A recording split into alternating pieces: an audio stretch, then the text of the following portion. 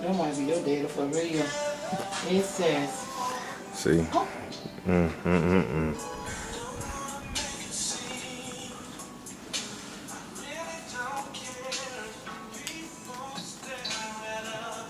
she go. Go for him. She's waiting to play all the songs. They for play.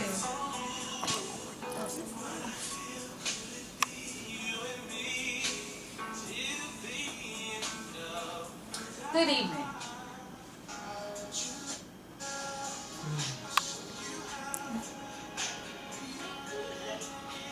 Good evening.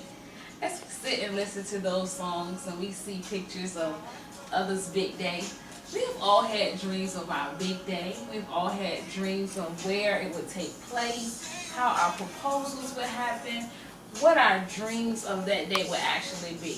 Well, my speech today is to persuade couples to understand that marriage is more than just a big day. Marriage is more than just picking out the wedding dress, the venue, finding out what the day will hold. It's more than that. It's holding all the values that God chose us to have for marriage. Within those dreams, have you ever thought about what are some things I can do to keep my marriage? Well, society today has valued and devalued marriage. They've given couples the idea that cohabitating is okay. They've given couples the thought that being just single is okay. And though it is okay, just having a companionship in life is also okay. You want to promote the values within your marriage when you do choose to get married, that God wants us to be united as one, to come together as one. As a Christian and a wife, I know personally that marriage has its challenges, and I also understand that in marriages it takes a joint effort to stay united. Sometimes it's not hard to lose sight of the things that really matter the most in a marriage, and in the marriage it can happen that the things that are supposed to matter can slip away from us easily. Marriage plays a big part in our society today, as well as society having a huge impact on our marriage. God values marriage and gives specific guidelines for marriage, but the way you will understand and come to understand that the guidelines and His values are for marriage, you have to read the Word. You have to understand what God's Word says about marriage. I will prove this statement by giving you reasons to believe that there are a number of couples who would rather cohabitate than get married, proving that the values of God set for marriage is not even being acknowledged, nonetheless being promoted. Let's take a look at the many different religions that have different beliefs on marriage. For example, Catholics define marriage as being sacrament. Some denominations view marriage as just being a covenant. How do you view marriage? Do you think that it's more than a covenant? Do you think it's just a covenant between you and your spouse? Or is it a covenant between you, God, and your spouse? You have to think about those things when you're thinking about either getting married or already married. Research was done in a magazine stated that over 37,000 people that were polled percent saw that marriage not even being something that they would want to do at all. They thought it was just something that was benefit for them.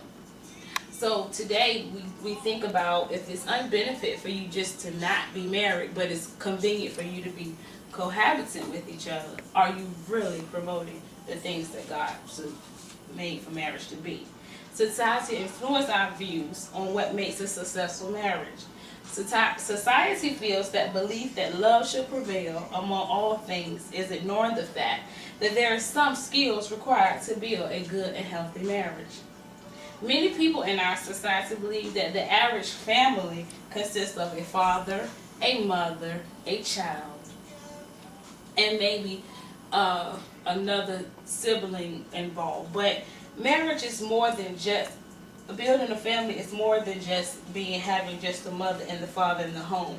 If you have grown up in a household where you've only seen mom and dad dating, but they never were married, then you will believe that it's okay as you get older to believe that those are the things that's supposed to happen. What the parents fail to realize is when on children as they're younger, that whatever you promote in your household, the children, it will become their norm. They will feel like that's the pattern they're supposed to follow. And then when it comes to marriage, if in our society today, we have many children who see that their mother and father are not married. They may see mom or dad with different people, sometimes within the same month, and they feel that as they get older, they don't need to have that need for somebody to be there if they've all they've seen in their life is somebody in and out. We want to give them the sense of stability. We want to be able to instill in them what it's supposed to really be. Marriage is supposed to be between a man and a woman. Marriage is supposed to be united. Marriage is supposed to be a foundation for a family. So family that raise children in a household with the right values of marriage, they will eventually grow up to keep those values and maybe promote those values in their own marriage. Our society has a problem with committing to a marriage if marriage is not taken seriously. The truth of the matter is, no marriage comes with a guarantee. Even if you grew up in a Christian-based home, you attend church weekly and can have trouble promoting the values of God in your marriage. We know as Christians we can apply biblical values to our marriage to give our marriages a strong foundation in which our marriages are built. We will have a better chance when we follow the guidelines that God has for us as a couple who does not promote these values. Take time to get connected to God.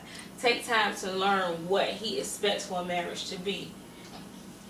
And as you go through your marriage, take time to learn to pray together, read the Word together, so that eventually your marriage will truly become the foundation set to build your family on.